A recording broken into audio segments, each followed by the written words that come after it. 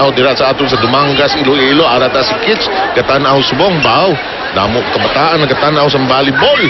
Ba, isipin mo nung araw, tayo-tayo lang nagnonood ng volleyball. Friends, barkada, significant others. At saka, tayo-tayo lang nagdadala ng ball. Ngayon, I am so delighted to be in this time and we see that the game has grown. And our players have a career. That's right. They have a chance to play on after college. So, ano nangyayari sa Air Force? Is it their reception, their defense that's a problem, I think? Well, I think at this point it is. So, yung reception nila. Kasi for the past few serves ng Army, hindi sila nakapagbigay ng magandang first ball. So, very few opportunities to be able to execute dun sa mga plays. Let's see if they can. They got a free ball. Caballejo loads up. The got block. it down. Good play from Caballejo. Well, against Army, you gotta play quick, you know? Yes, I don't definitely. think you can play their pace of the game. You gotta play quicker than them. Yes. Not to tire them out, but just a little quicker.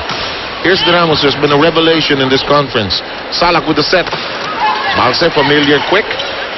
Semana, Caballejo, open, long, but picked up nonetheless. Nandito ngayon kay Carolino. Michelle, pag pumalo ka mo lalabas. Pero Caballejo, hindi. Hindi, sasalok pa babae. Good coverage. Caballejo once again, off speed. Judy, Sala. Munti ka ng swertehin doon si Tina. si Tina talaga, gagawin niya at gagawin eh. Hello, Carolino. Carolino off the block. Eto na. Ortiz with a quick play. Yun yung sinasabi mo, Seve. You know, they have to play quicker.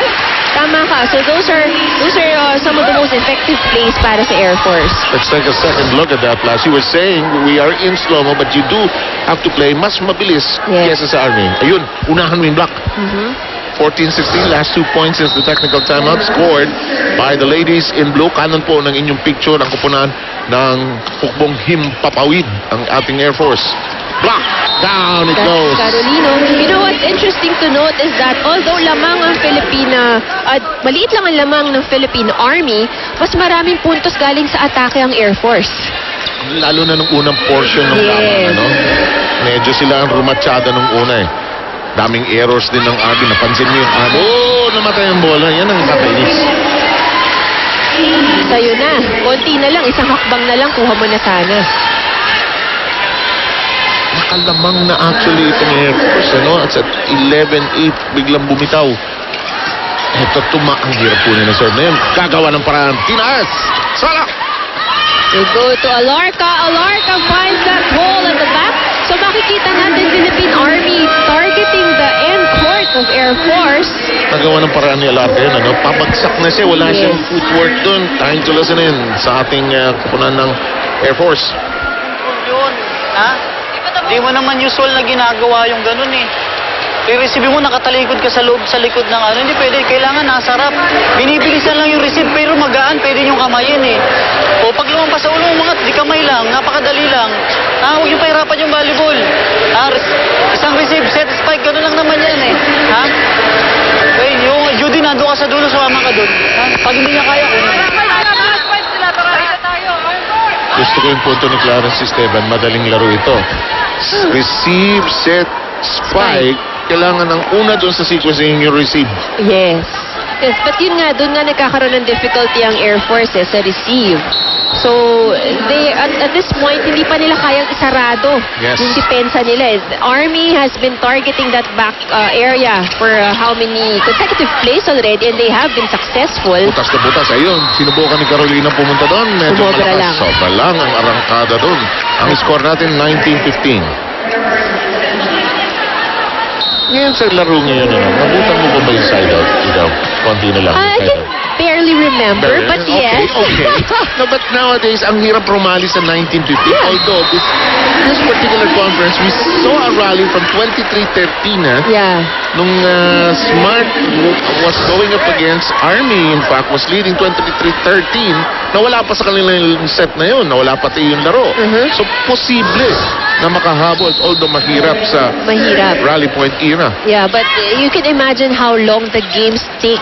Side out pa yun dati. Forever. 2016 on a quick. I think the Army wants to end this opening set very quickly. Lamang sila ng 4. 2016 ang magsaserve si Carolino. Panoorin niyo po ito. This is Salak setting up Alarca. May bagong anggulo si Direk sa araw na ito.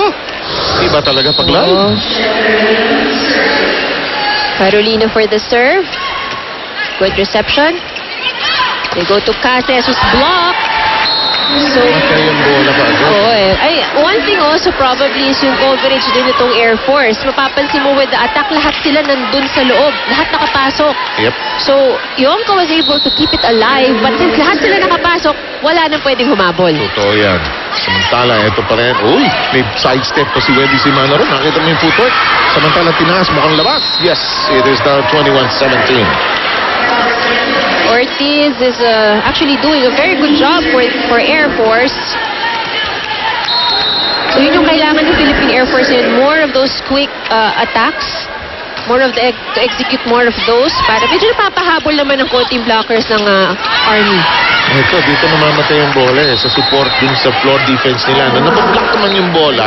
Kaso hindi may sustain Yung coverage, yeah. nang mabuhay yung bola. 22-17. Marangkada na itong Army. Salak ang magsaserve. Tinas. Kombinasyon. Combination. Bihira magkombinasyon ng Air Force, ha? Hinulugan. Caballejo, umi-stretch. Huli. Yonko. Huli. Block. Actually, that would have gone outside pero tumama ulit kay Yonko eh. So the point goes to Army. Rachel Dack is quiet this afternoon, hasn't gotten too many sets, so she's trying to help in every which way. 23-17 tally. Tinasang bola ni Simana. Yonko nag-alangan. Uy, nagawa ng paraan. Yung off-speed, nakakatuwang pag ginagawa, ano? Akala mo alanganin, pero hindi. Abanto comes in for Ortiz. Abanto who occasionally plays as libero for Air Force. Serves. Salak. Tusok yun. Goes inside. Eto na, Ivy. Set point na tayo.